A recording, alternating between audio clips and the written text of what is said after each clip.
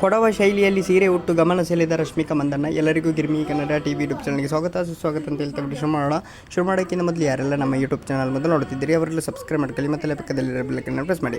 ರಶ್ಮಿಕಾ ಮಂದಣ್ಣ ಅವರು ಕೊಡಗಿನವರು. ಅವರು ಉದಯಪುರದಲ್ಲಿ ವಿವಾಹ ಆದರು. ಆ ಬಳಿಕ ಹೈದರಾಬಾದ್ನ ರಿಸೆಪ್ಷನ್ ನಡೆಯಿತು. ಈಗ ರಶ್ಮಿಕಾ ಮಂದಣ್ಣ ಅವರು ಕೊಡಗಿಗೆ ಬಂದಿದ್ದಾರೆ. ಪತಿ ವಿಜಯ್ ದೇವರಕೊಂಡ ಜೊತೆಗೆ ರಶ್ಮಿಕಾ ಕೊಡಗು ಸುತ್ತಿದ್ದಾರೆ. ಆ ಸಂದರ್ಭದಲ್ಲಿ ಫೋಟೋ ಮತ್ತು ವಿಡಿಯೋಗಳು ವೈರಲ್ ಆಗುತ್ತಿವೆ. ಬರ್ತ್ಡೇ ಸಂದರ್ಭದಲ್ಲಿ ರಶ್ಮಿಕಾ ಕೊಡಗಿಗೆ ಬಂದಿದ್ದು ವಿಶೇಷ ಅಂತಲೇ ಹೇಳ್ಬೋದು. ರಶ್ಮಿಕಾ ಮಂದಣ್ಣ ಅವರ ತಂಗಿ ಸ್ಕೂಲ್ ಎದುರು ಪೋಸ್ಟ್ ಕೊಟ್ಟಿದ್ದಾರೆ. ಅವರ ಫೋಟೋನ ರಶ್ಮಿಕಾ ಹಂಚಿಕೊಂಡಿದ್ದಾರೆ. ರಶ್ಮಿಕಾ ಹಾಗೂ ಅವರ ತಂಗಿ ಮಧ್ಯೆ ಸಾಕಷ್ಟು ವಯಸ್ಸಿನ ಅಂತರ ಇದೆ. ರಶ್ಮಿಕಾ ಮಂದಣ್ಣ ಮೊಗದಲ್ಲಿ ಯಾವಾಗಲೂ ನಗು ಮಾಸುವುದಿಲ್ಲ. ಅದಕ್ಕೆ ಈ ಫೋಟೋಗಳೇ ಸಾಕ್ಷಿ. ಆದರೂ ಸದಾ ನಗಲು ಪ್ರಯತ್ನಿಸುತ್ತಾ ಇರುತ್ತಾರೆ. ಅವರು ನಗು ಎಂದಿಗೂ ಮಾಸುವುದಿಲ್ಲ ಅಂತಲೇ ಹೇಳ್ಬೋದು.